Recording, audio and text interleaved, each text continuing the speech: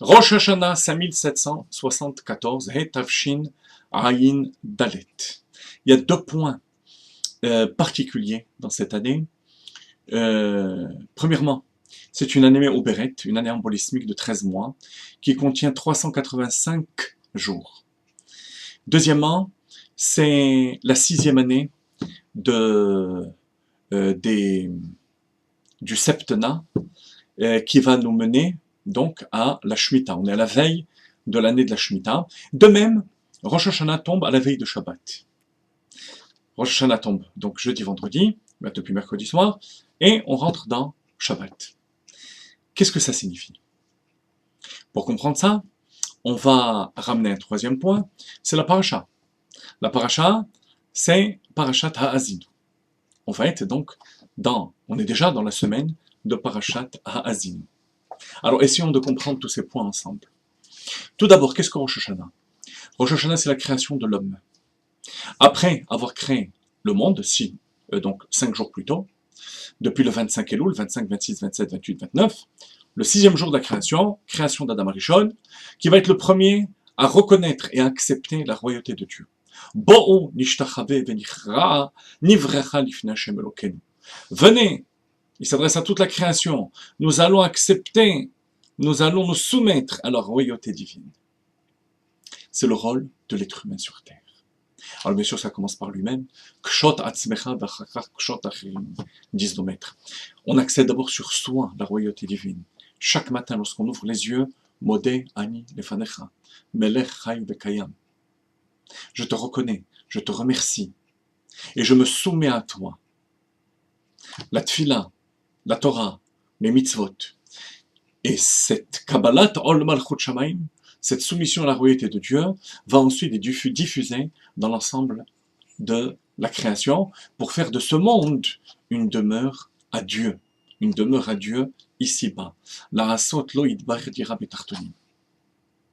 Imaginez-vous l'immensité de la tâche. Chaque être humain, chaque juif a le devoir de faire une demeure à Dieu ici-bas en proclamant en lui, déjà, à travers lui, l'acceptation de la royauté divine.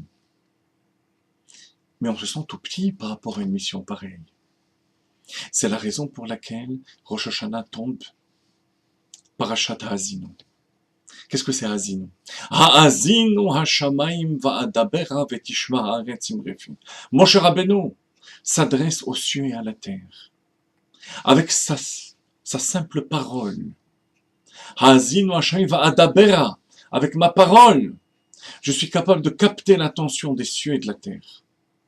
De même, chez chaque juif, il y a une étincelle, un nitzutz de Moshe Rabbeinu.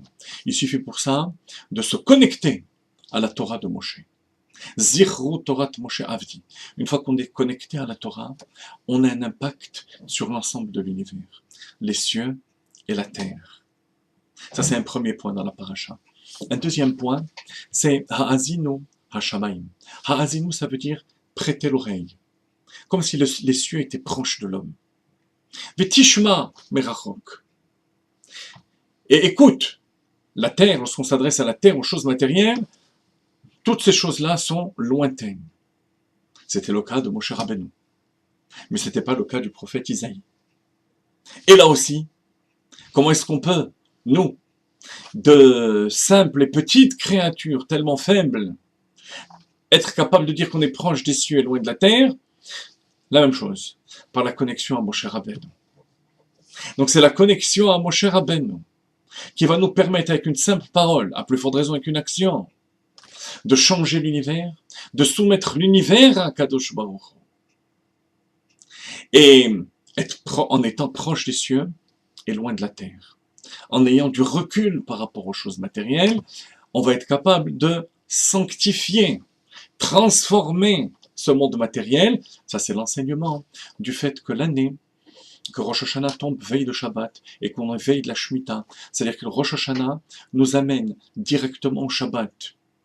Cette veille, 6e année, nous amène à la Shemitah.